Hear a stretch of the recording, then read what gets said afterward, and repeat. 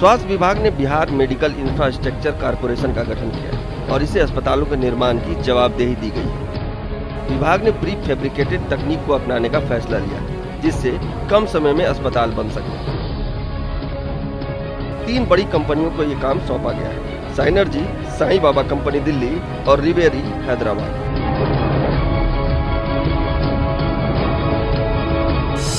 Sai Baba company Delhi को 2 building बनाने का काम दिया गया, जिसमें एक APSC और एक सब सेंटर मसौढ़ी के नजदीक बनना है। ये कंपनी PVC टेक्नोलॉजी से अस्पताल बनवाएगी। हैदराबाद की कंपनी रिवेरी वैशाली में एक APSC और एक सब सेंटर सीमेंटेड स्ट्रक्चर का इस्तेमाल करके बनाएगी। साइनर्जी वैशाली में एक APSC और एक सब सेंटर बनाएगी। ये स्टेनलेस स्टील और बीच में पफ इंसुलेशन से बिल्डिंग बनाएगी। तीनों कंपनियों को अलग अलग तकनीक से काम क्यों दिए गए, सुनिए। हम लोगों ने ट्रायल बेसिस पर 3 कंपनियों को काम इसलिए दिया कि बिहार के वातावरण के हिसाब से हमको जो टेक्नोलॉजी सबसे ज़्यादा सूटेबल नज़र आएगी या हम लोग जिसको सबसे ज़्यादा सूटेबल समझेंगे। बिहार में बाढ़ भी आती है, भूकंप के भी जोन है, इसके साथ ही साथ हमारे यहाँ बरसात भी उसी तरह से होती है, गर्मी भी उसी तरह से पड़ती है।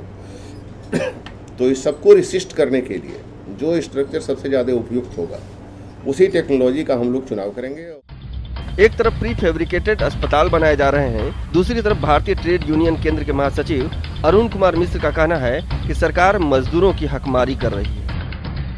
बिहार में जहाँ पर कि इतना माइग्रेशन है, मजदूर बाहर जा रहे हैं काम करने के लिए, यहाँ पर काम नहीं मिल रहा है, तो हमको ऐसी टेक्नोलॉजी का इस्तेमाल करना चाहिए जिससे लोगों को काम मिले ज़्यादा। इसलिए हमको लगता है कि ये बात इनके दिमाग में नहीं है। डॉक्टर से हमने बात की कि प्री फैब्रिकेटेड अस्पताल कितने सही होंगे बिहार के लिए। डॉक्टर दिवाकर तेजस्वी कहते हैं कि बिहार के परिप्रेक्ष्य में ये ठीक नहीं होगा। बिहार में तो मजदूरों की काफ़ी संख्या है और फिर पारंपरिक बिल्डिंग की आयु भी ज़्यादा होती है।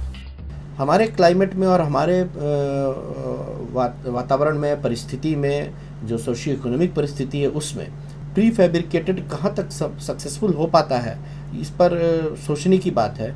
और अगर बहुत ज़्यादा कॉस्ट इसमें आता है तो इस पर पुनः विचार करने की बात होगी कि उतनी कॉस्ट और लागत लगा करके अगर वो फेलियर होता है तो ये बहुत बड़ा रिसोर्स का हमारे यहाँ का ड्रेन होगा। ऐसा नहीं है कि स्वास्थ्य विभाग से हमने स्थानीय मजदूरों की हकमारी का सवाल नहीं उठाया।